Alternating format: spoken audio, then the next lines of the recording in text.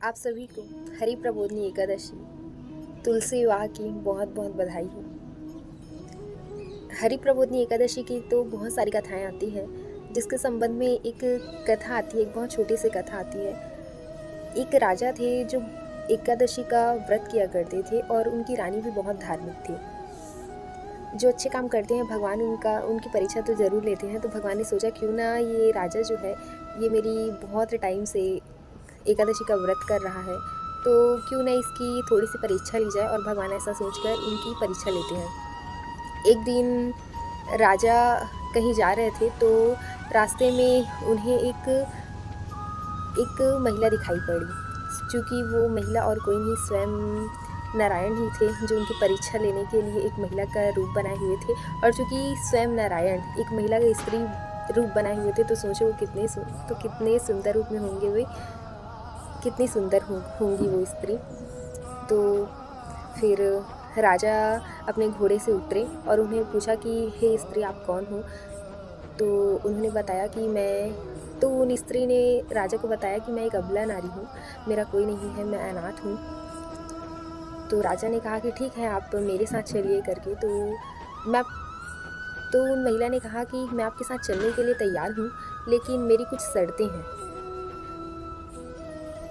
अगर आप मेरी ये शर्तें मानते हैं तभी मैं आपके साथ चल सकती हूँ। और वो शर्त ये थी कि हे राजन, अगर आपने मुझे किसी बात के लिए मना किया तो आपको अपने घर के ज्येष्ठ पुत्र का सिर काट कर मुझे देना पड़ेगा। अर्थात आपके घर में जो बच्चे हैं, उन बच्चों में जो सबसे ज्येष्ठ है उसका सिर काट कर मेरे हाथ में आपको देना पड़ेगा।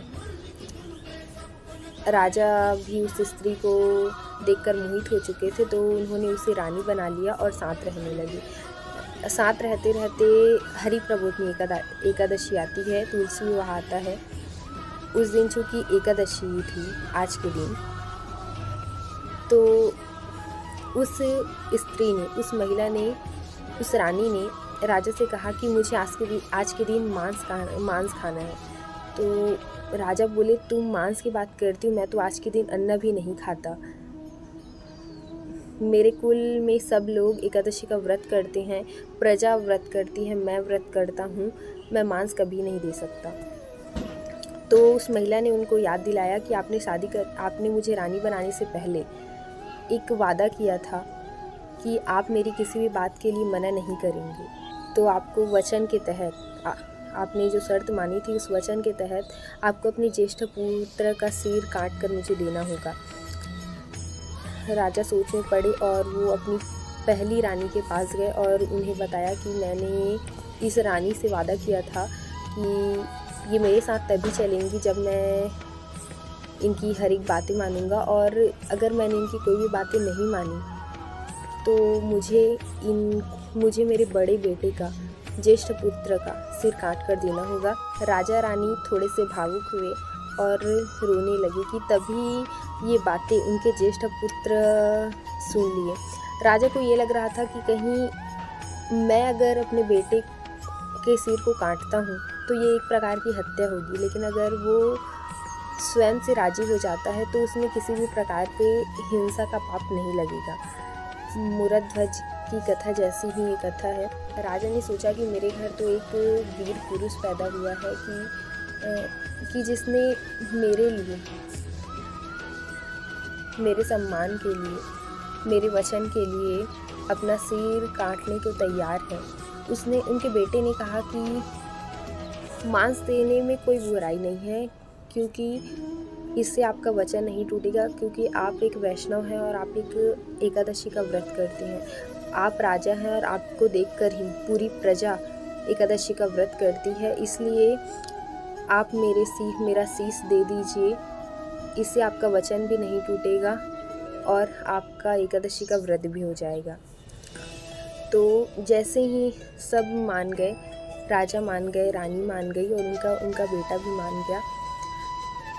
राजा ने जैसे ही तलवार उठाई और उनके बच्चे ने तो अपना शीश पहले ही झुका दिया था कि हे पिताजी, मेरा शीश काट दीजिए, मेरा सिर काट दीजिए और रानी को दे दीजिए करके। फिर जैसे ही राजा अपने ज्येष्ठ पुत्र का सिर काटने वाले थे कि रानी से स्वयं नारायण प्रकट हो गए, जनार्दन श्री विष्णु प्रकट हो गए और उन्होंने कहा कि हे राजन, मैं तो तुम्हारी परीक्षा ले रहा था और तुम उस परीक्षा में सफल भी हो गए। तुम कितनी भक्ति करते हो, कितनी उपासना करते हो, ये मुझे पता है। तुम इस परीक्षा में पास हो गए, बोलो क्या मांगते हो करके। फिर राजा बोले कि हे नाथ, हे नारायण। उनकी आंखों में आंसू आ गए कि इतनी कठिन परीक्षा है प्रभु, आप